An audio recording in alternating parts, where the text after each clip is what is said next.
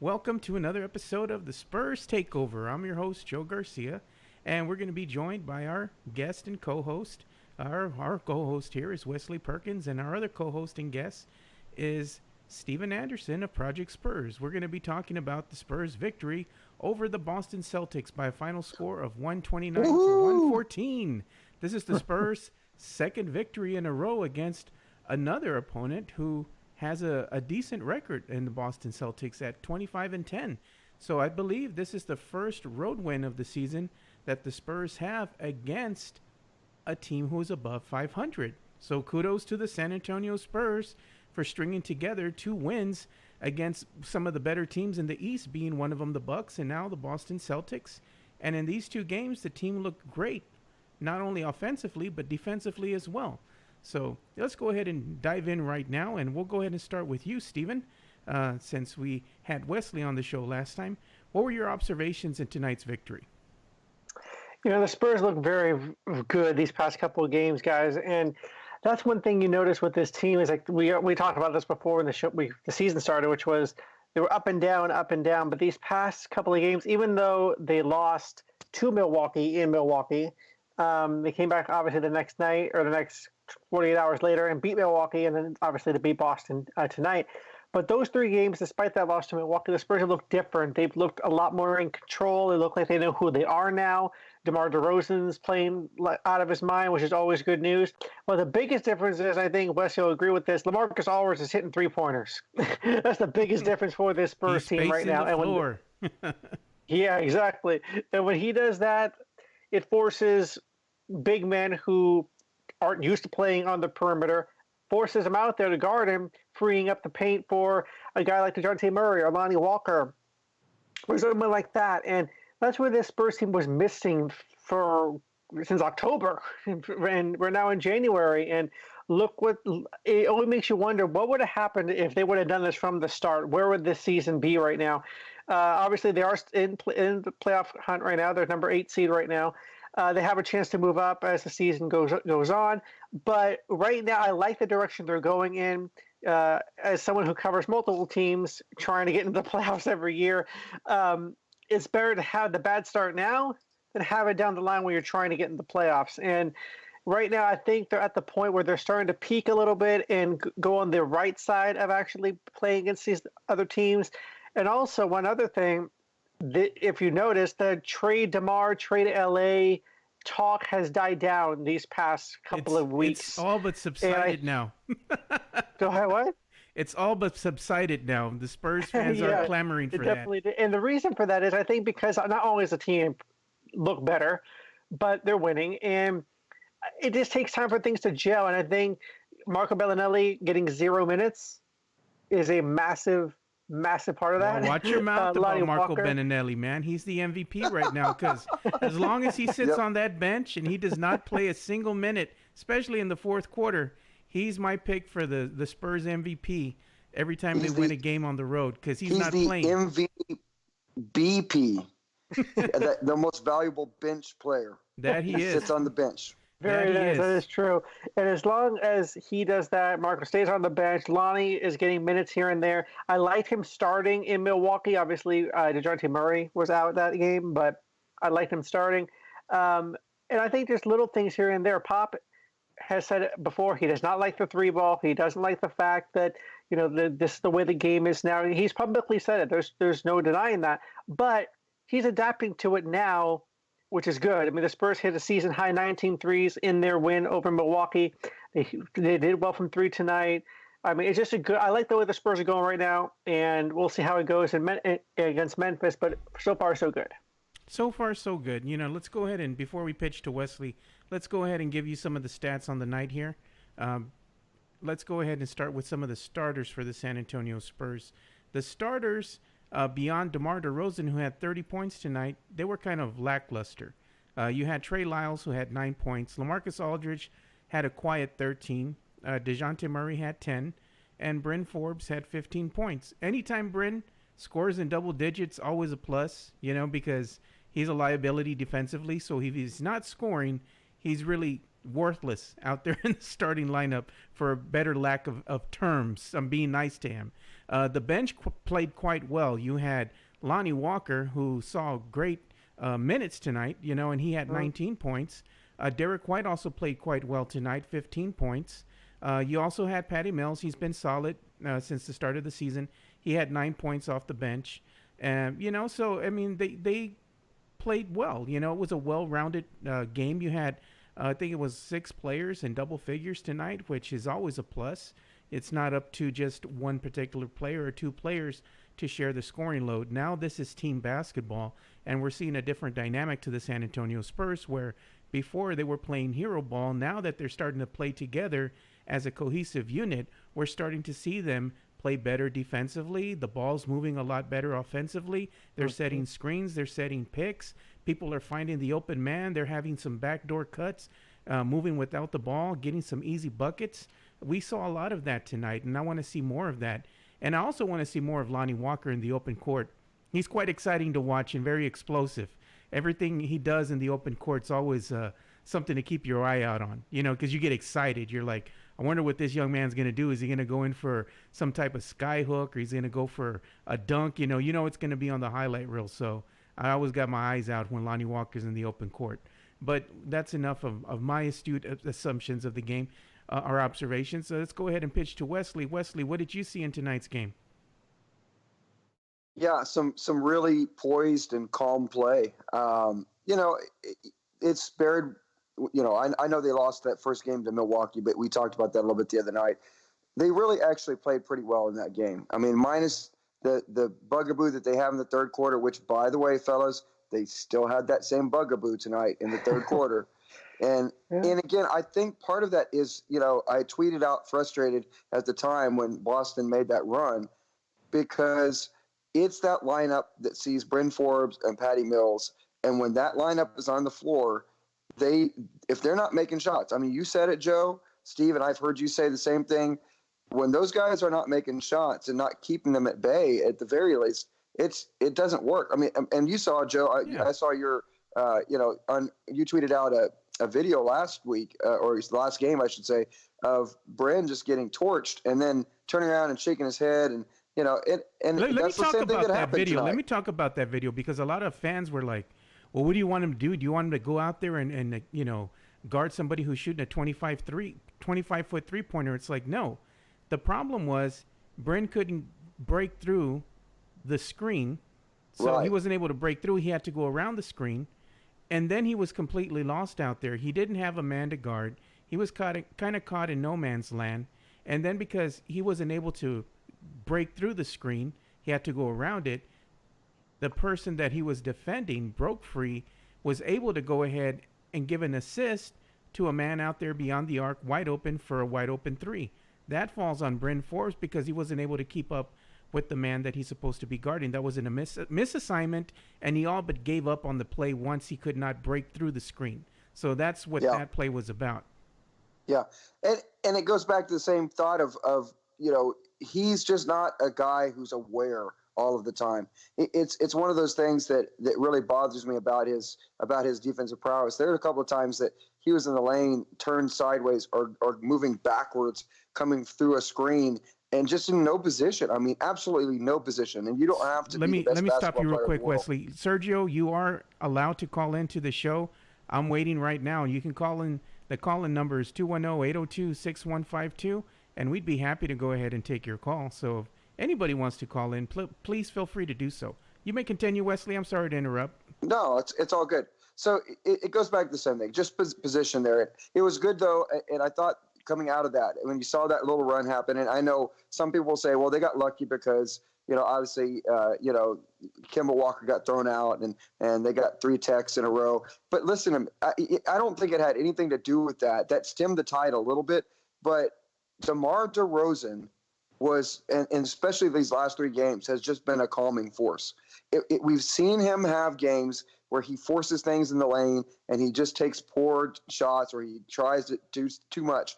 And it's between that and his game calming down and him letting the game come to him a little bit more. And whoever told LaMarcus, to Steven's point, to start shooting 3-pointers, kudos. Because what it's done is it's opened up the lane. We're getting a call right now.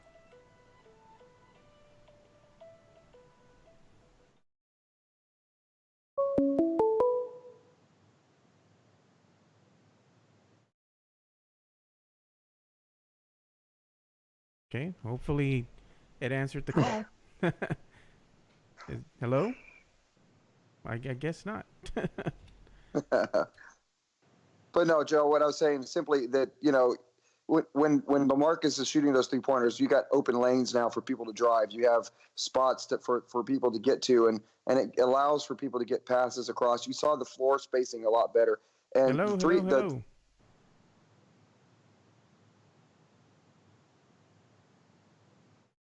we have him? No, I think we had him for a second. Then we lost him. I gotta find out how to work this thing. I've been over here trying to work on this thing for so long. I'm like, what in the world happened now? Sorry, guys. I'm trying to answer your calls. Yeah, keep trying to call in.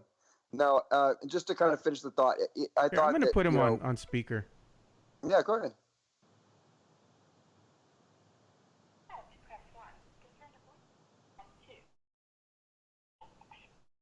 Hello, sir. How are you doing? This is Joe Garcia of the Two Shots Podcast. Who am I speaking with?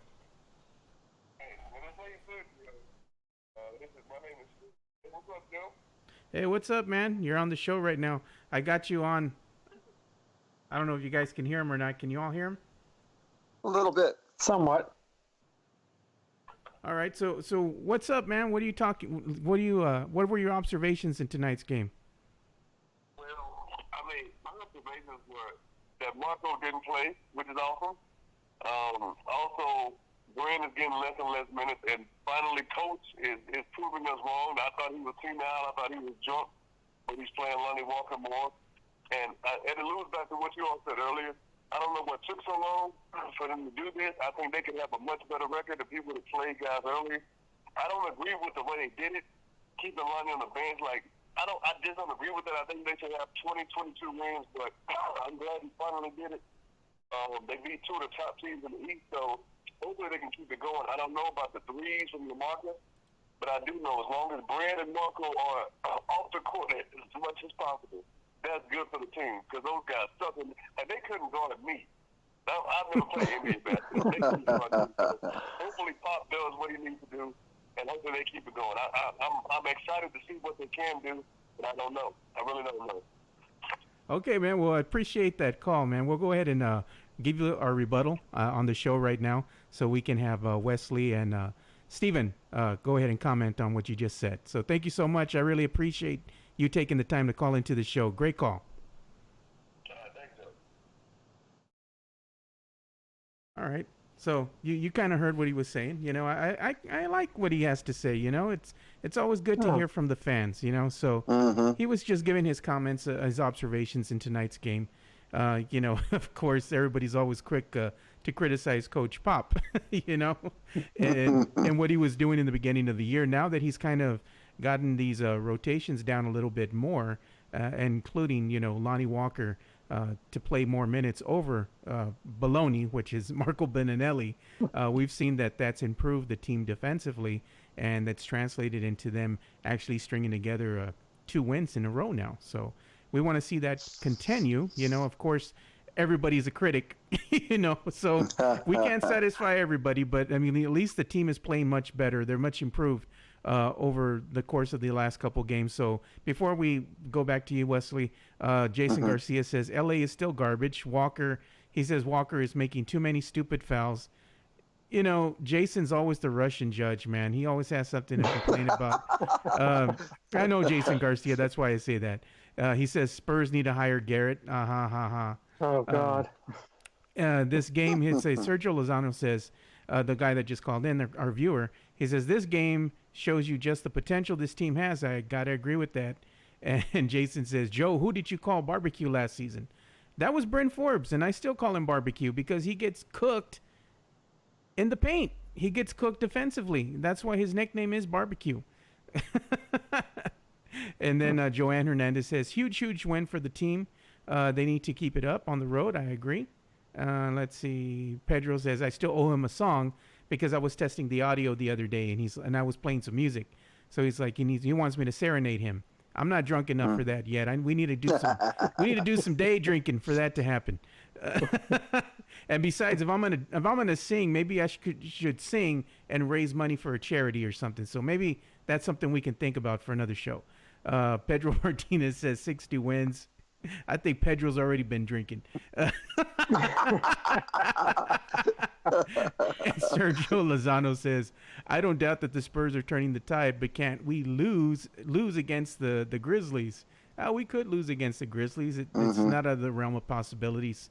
The way this team has been playing, they play great against some of the better teams, and then they go ahead and lose against some of the lesser teams. It's the tale of two teams, who's going to show up on any given night. But it looks like the Spurs are making strides going in the right direction. So, Wesley, go ahead and give us your take again. Go ahead and continue, sir. Yeah, no, I think where I was saying just is that whoever told LaMarcus to start shooting 3-pointers needs to get a raise because you have the floor space now. Where we've always said that the tandem of DeRozan and LaMarcus doesn't work and people would get frustrated is both those guys would be in the paint and clog up their area so that neither one had lanes to drive. And so they'd end up forcing shots. And so now what you have in that pick and pop where LaMarcus goes out on that 3-point line from time to time is he has the chance to take that shot, or he can put the ball on the floor, or he'll turn his back to the basket and he'll dribble him back to the basket into his little 18-footer, 17-foot, fadeaway, which is great. And it gives the players around him a chance, like Lonnie, like, Patty Mills, like, obviously DeJounte and Derek White to get to the basket. That's their game. And I feel like that's a significant improvement over the past couple of weeks. Defensively, we've seen a massive, shift in terms of the hustle. They're still not perfect. We saw way too many. Let's be honest. In the first quarter, the Spurs should have been down, because the Celtics had at least like 5 3-pointers in a row where they were wide open and just missed it. I mean, that's just being honest. Yeah, but those were missed assignments, and probably Bryn Forbes had a lot to play in regards to that as well. Yes, and that's the next point is that to Sergio's call a minute ago, Bryn, it's right. I mean, I think that Bryn needs to be that Steve Kerr kind of player, right? Steve Kerr in 2005 hardly got any play for the Spurs except for some key moments where they needed a shot or two, and he would come in off the bench and do his. They needed that instant offense. Yeah, you substituted that when you needed a key bucket. And for me right now, what you see is Lonnie Walker he's learned to become a Jedi Knight. He's learning what his powers are. He's figuring it out. And because of that, he's going from the Padawan learner to being that Jedi Knight. You gotta love my Star Wars, man. And it's really fun to watch. I'm enjoying watching his growth a bunch and just seeing that the team is starting to feed around him. By the way, the 3 players that had the best plus minus, of course, Aldridge and DeRozan and Lonnie Walker. Just saying. That they did. Joanne just gave us a comment, and so did Pedro. Pedro says, just kidding with the 60 wins, but hell of a win. A win is a win. He says, I agree. Rotations are improving. That you are correct, Pedro. The rotations are improving. Joanne says, I think Lonnie should be starting over Forbes. I don't think he should start. I think they should start Derek White. Lonnie is a lot of energy, and he's great in that second unit right now. He brings a lot of athleticism and speed to that second unit, whereas when you put Marco Beninelli into the game, that second unit becomes stagnant and it loses something on the defensive end, which is why when he's out there on the court, the lead all but evaporates. If they have a 10-point lead, you put Marco Beninelli and Bryn Forbes together out there on the court, that 10-point lead will probably dissipate in less than, a minute or two. It's gone. And it's because they're defensive liabilities. So, yeah, we don't want to see them out there on the court together. If they are, it needs to be sparingly. They can't be out there for extended stretches. Maybe somebody gets into foul trouble or something. I can see that scenario play out where you're forced to play Marco Beninelli, but delegate him to the bench. I'd rather see DeMarre Carroll in there. He is a journeyman, and he is known for playing decent defense out there. So we need to see more of him instead of Marco Beninelli. Let's go ahead and, before we pitch to Steven again, let's give you some of the team stats on the night. Spurs for the night, they shot 55.2%, connecting on 48 of 87 of their field goal attempts. From beyond the arc, the Spurs were 9 of 29, which is good for 31% from beyond the arc. Free throws, they were 24 of 26, 92.3%. The rebounding battle went to the San Antonio Spurs. They out-rebounded the Boston Celtics 49 to 39. Another telling stat for the night were points in the paint. And the Spurs outscored the Celtics in the points in the paint 50 to 36. Fast break points you'd think would be in favor of the San Antonio Spurs. Unfortunately, they give the edge to the Celtics. The Celtics outscored the Spurs in fast break points 15 to 11. So you like to see some of the stats improving as far as their turnovers, and I like to see that as well. Total turnovers from the night was dead even, 15 at 15. You kind of want to see that number come down a little bit more, especially if the Spurs are going to remain competitive and keep their winning streak moving forward against some of the better teams out there. You have to keep those turnovers down, because when you play against explosive teams that can run in the open court, those turnovers are instrumental to you winning, and you can't be giving up points going the other way off of stupid passes, those stupid bounce passes or that extra pass. I want to see them clean that aspect of the game up a little bit more. I think they become a little too complacent at times, where they're looking to go ahead and have an extra pass added on to the play to extend the play, instead of taking that first open look that they have that's a good shot, because they're afraid of getting in Coach Pop's doghouse. But if you have an open look to the basket, take it. Shoot your shot, especially DeJounte Murray, which I have to admit, he's looked good over the course of the last couple of games. His shot has improved quite a bit, and you can see that confidence is building in him. So that's something that I've noticed. What can you tell us about DeJounte and his hot shooting as of late, Stephen? Yeah, DeJounte is one that I was a little iffy about when the season started, because obviously he was coming off that ACL injury. It takes some time to get back from that, he get his form down. He struggled a little bit to start, but as you said, Joe, he's now been playing a lot better. He's more explosive. He gets to the rim. He's being a threat from three, which he wasn't last season, or even in his first season, he wasn't. So we've seen him improving now in that area, and I think that's the next area where we're going to need to see him improve, which is, like I said before, the game is moving that way. LaMarcus Aldridge finally looks like a big man that can actually hit threes from the outside like everybody else does. DeJounte Murray now needs to take that Russell Westbrook type approach and start hitting from the outside.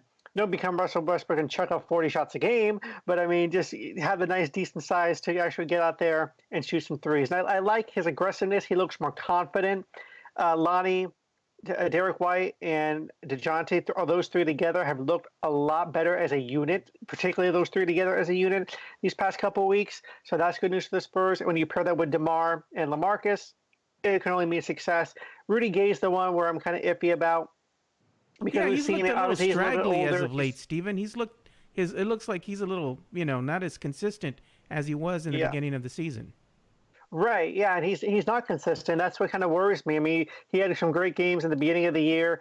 He's kind of declining a little bit. I mean, I know he's getting up there in age. He's had some injuries. He had the Achilles injury. So, I mean, that's one negative sign, I would say, for the Spurs team, considering he's one of your main pieces, quote unquote, main pieces of this team. If you're thinking of a big three, you're thinking of Rudy, DeMar, and LaMarcus, but now it's starting to turn into Lonnie, Derek White, DeJounte Murray, and LaMarcus. The one thing, guys, I would say is, and I've said this before, is I'm not sure where Trey Lyles fits into the starting lineup. He's an enigma. Huh? He's an enigma right now. He really doesn't have a set place out there. He's a starter, yes, but he really hasn't found his footing, which your assumption is dead on, Stephen. Right, yes, that's what I'm really not too much concerned with, just kind of like puzzled with, because as you guys know, and I've been a huge Jakob fan ever since he got here. After I knew who he was, I've been a huge Jakob fan since then, and this season he's really improved his game a lot by a mile. He's grabbing rebounds. He's aggressive. He's not a pushover. He is not some of those centers like a Roshan Nesterovic that kind of was a little bit soft. He's not that type of player. He is a very tough, hard-nosed defender. He is a good on the glass. So I wonder if LaMarcus is out there hitting threes like he's been doing, and he can stay consistent like he's been doing. What is Trey Lyles out there for? I mean, if Trey Lyles can get some rebounds, but if it was me, I would go with Jakob Poeltl, who is a bigger defender, better defender, overall player. But I mean, you know what? The Spurs have won 2 in a row against top teams. I'm not a coach, so I'm not going to sit here and dictate it. But I mean, just from how it looks, that's one thing I would like. Okay, maybe it's a matchup thing. I don't know. But going back to DeJounte Murray, I think it's Joe, experience. I think it has to do more with experience. I think Pop trusts Trey Lyles a little bit more than he does with Jakob Poeltl, even though we can see when they're both out there and they're playing, we can see what Trey Lyles does defensively and what Jakob Poeltl does defensively. And, of course, Jakob Poeltl is a better defensive player. I just don't think Pop trusts him thus far into the season. That's something that he's going to have to gain by playing good, hard-nosed basketball or Spurs basketball. So I think there's some aspects of his game that still gets him into Coach Pop's doghouse, which is why we don't see him out there more. Can I interject something into that real quick? Sure. with Trey Lyles? I felt like the Spurs tone of the game was set up by Trey Lyles today. I felt like his play early on was what really set the tone for the Spurs to play confidently and calm. You know, I kind of feel like, and this is just my personal take, I have no data to back this up. I feel like Trey Lyles is kind of that lottery-based guy. Take that for data. Take that for data. He's kind of that lottery-based, guy that people think is a bust, that they're not really sure he ever really is going to meet his potential, that just hasn't ever really gotten a chance. I kind of feel like he's getting more comfortable. They're not sure how to utilize him yet. And because of that, because he is getting more comfortable, he's going to get more minutes. How they're going to do that? Maybe it's because Bryn sits. Maybe they shift somebody else over to the 2. Maybe it's a Rudy. Maybe it's somebody else. Maybe they put Lyles in a little bit more of that 3, stretch 4 position. But I will tell you this, guys. I really do feel like that Lyles has really turned the corner from what he was at the beginning of the year, which he was so skittish. You didn't think that he was even going to stay on the roster. I thought if he makes mistakes, Coach Pop will yank him out of the game. And if they keep playing the way Coach Pop wants, they're going to get in his favor and they'll stay in there and they'll get more minutes. See, that's the strange thing about this whole thing. The players are very capable of playing better than they are. But the thing is, they need to play in the mindset of how is this going to benefit the team? Because if they start going out of that comfort zone and start wanting to do too many things, it kind of disrupts the flow of the offense. And that's when you're going to get yanked and Coach Pop is going to delegate you to the bench. So I can kind of see why they do those things. Yeah. Sorry, Steven. I just thought, to me, that was one thing that stuck out to me is that I feel like he's underutilized, but I kind of feel like it's just one of those things where they're giving him a chance to see who he can be at this point, but maybe this season he's only going to get 15 minutes or at max. Yeah, I got a quick question for Steven. Steven, Joanne says Murray misses a lot of the easy layups. And, one of the other things I've noticed as well is at times, so does Lonnie Walker and so does Derek White. It's not that they're wanting to miss. It's just it's hard to get to the rim when you're trying to go through traffic. Then you're not in rhythm and you're just trying to use your athleticism and quickness to try to throw the ball up and hopefully it goes in. You're trying to kiss it off the glass or do a finger roll or you're trying to do a floater. And sometimes when you're not in that rhythm and you're just forcing the issue, we're going to see those misses. Sometimes they play a little ahead of themselves, I think, and they need to kind of calm that down and kind of slow things down a little bit. You don't have to always have the flashy play. A jump shot or a quick layup or a floater at the right time will still get you the 2 points. Even a trip to the stripe will get you 2 points, Steven. So that's how I'll go ahead and answer Joanne's observation. Let's put it like that. But go ahead and let us know what your thoughts were, Steven. Yeah, so basically what I was saying is like that's the whole thing with Jakob and Trey Lyles. I'm not going to say he's a hindrance because he's not, definitely, but not at all. But it just was concerning to me, or it was interesting to me, and not really concerning, more interesting that as well as he's been playing, he hasn't been getting the starter minutes. And I guess, and remember back into last season when the Spurs made that 9-game winning streak, that run to go into the playoffs, he was a starter at that time. Of course, there was no Trey Lyles to San Antonio at that time, but Jakob was a starter at that time when it was going on. So that's why I was like, well, maybe if they go back to that starting lineup, they got them into the playoffs, that could get them going again. And no. But I mean, overall, guys, you're right, Wesley. Trey Lyles has improved miles from what he did at the beginning of the season. He looks a lot more confident. He's actually searching for his jump shot now, which he wasn't doing prior to the season started, or when the season started. He is more confident in shooting threes, which is always good for big men to shoot threes. I'm all for that. But going to that comment, Joe, about DeJounte Murray missing layups, I've always felt this ever since he had those limited minutes. I feel like he knew, okay, I'm out of here in 20 minutes. I got to do what I can on the court right now in these 20 minutes to help my team win. Yeah. And when you do that, it's kind of like you're overdoing it to the sense where you're overplaying, you're overthinking, you're overdoing too much, too fast, like that. Now the minutes restriction is over, but there's still a point of I feel like he's trying again to do too much when he doesn't need to. He doesn't need to make that extra pass. He doesn't need to, do, whenever the screen comes, he doesn't need to go around the man and pitch it back to LaMarcus if LaMarcus particularly was not expecting the ball, or whoever is not expecting the ball. So there's it's the little things that he's doing where I think he's overthinking sometimes, and that just comes with experience. I mean, he missed all of last season. Technically, if you want to be real, technically this is his second full season in the NBA, because last season he was just gone completely with an ACL. So, and then first season he got sparingly minutes here and there because he was in the D League. So this is his first real, quote unquote, real test in the NBA, his real time to shine, so to speak, taking that mantle from Tony Parker. And there's going to be hiccups. I mean, there was hiccups with Lonnie Walker, and there's going to be hiccups with the other rookies that are going to come in over the next couple of years. So it's just a matter of learning where you fit in, learning how to play with the guys you're playing with. So, I mean, all that's going to come and go, and he's going to be the player that I think all of us expect him to be. Yeah, so we're going to go ahead and start winding this show down because I'm sure everybody has to start getting ready to go to bed and get ready for tomorrow, because it already is getting closer to 10 p.m. over here, Central Standard Time in San Antonio. But the Spurs played their first of 5 road games. The Celtics game that they won tonight was the first of the 5 road games. Now they have 4 road games left, including the Memphis Grizzlies, which they play on Friday.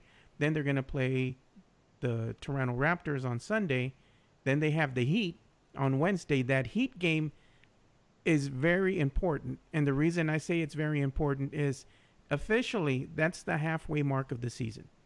So the Spurs are starting to play better basketball at the right time, and at that halfway mark, which will be on Wednesday, we have to go ahead and give the Spurs a grade thus far into the season.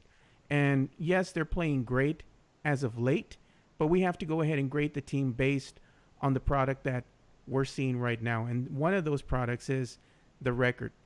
Let's go ahead and see what happens over the course of these last couple games to see how much closer they can get to 500. You don't want to see them below 500. You want to start seeing that number kind of change a little bit, because you want them to get better, because you know that you have the rodeo road trip coming up. So the last game on this road trip here is going to be against it is against the Heat, and then the Spurs return to the AT&T Center and they play the Hawks. And so that's, like I said, that Heat game is again the halfway mark of the season. So we need to go ahead and find out, like I was telling you guys, be ready to hand out your grades for the Spurs at the halfway mark of the season. So in closing here, what do you think the team will do on this leg of the road trip here? Do you think they're going to be able to stay perfect and actually beat the Grizzlies, the Raptors, and the Heat? Or you think they're going to go 1-2? Or you think they're going to go 2-1? Go ahead and give us your observations. In closing here, we'll go ahead and start with you, Wesley. Go ahead and shut us down here and give us your observations, your predictions for this last leg of the road trip. Well, normally I'm really bad luck, so if I predict something too big, then I'm afraid it'll backfire. Um, I I sincerely hope that they go 4-0 on this leg. I think they won the hardest game tonight. I know the Heat game is going to be daunting. Miami's playing. They're so significantly improved this year, playing really good ball. Toronto is, they're the defending champions. They play with a lot of pride. Siakam's no lie. They've got some good players, but they're still, they still don't have a lot of their players, that they've had in the past too, and so they're vulnerable. I think that's right for the chance of the Spurs to go up there and win. Personally, I want them to go 4-0 because I'm taking my son. Shout out to my little boy. It's his birthday on Friday, and for his birthday, we're going out to the Hawks game. So it would be great to see the Spurs play the Hawks for a chance to go to 500 that night. But realistically, I think probably they drop one. I'm going to say, though, that the corner has been turned a bit. They drop one probably, I'll say, against the Heat, but they win the first three of this trip and road trip and go 3-1. Yeah, I said 5 games. It's a 4-game road trip. They played the first one against the Celtics. There's 3 more left, so the end will be against the Miami Heat. So in closing here, Steven, what do you think as far as your prediction for the rest of this road trip? Let us know that. And like Wesley said, do you think the Spurs turned the corner yet? I do. I think the Spurs have turned a corner. I'm not going to say they made a massive turn around the corner, but they're peeking around, which is good enough for this point. They're peeking around the corner. They see the good news in the distance, so to speak. So that's good enough for right now. I think I like you, Wesley. I think the Spurs go 3-1, 3-1 on this road trip.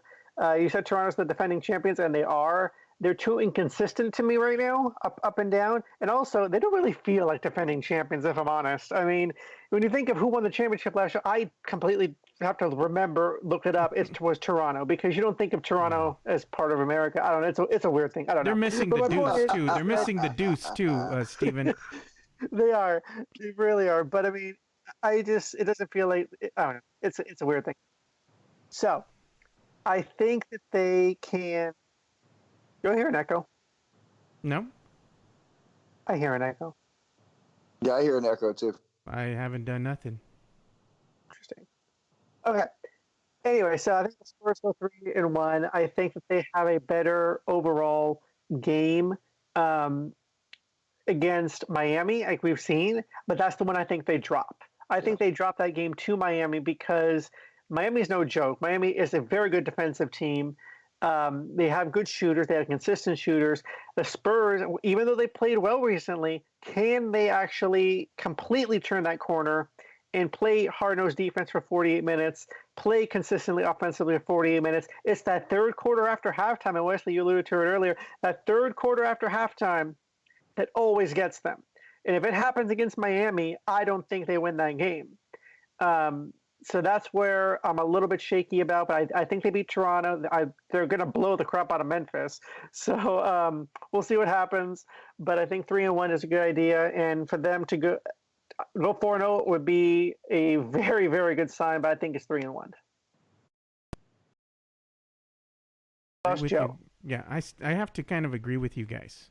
I think that the Spurs will probably go 3-1 on this leg of the road trip as well. I think they're going to wind up losing that game against the Heat. I think the Heat are good defensively, and they're going to give the Spurs trouble as far as the matchups. They do have some much improved offensive players on that team that can give you fits from night to night, and they get streaky and they can get hot on any given night, and on any given quarter. So the Spurs are definitely going to have to be on their A game, both defensively and offensively, to be able to get this win against the Miami Heat, because they are coached by a decent coach.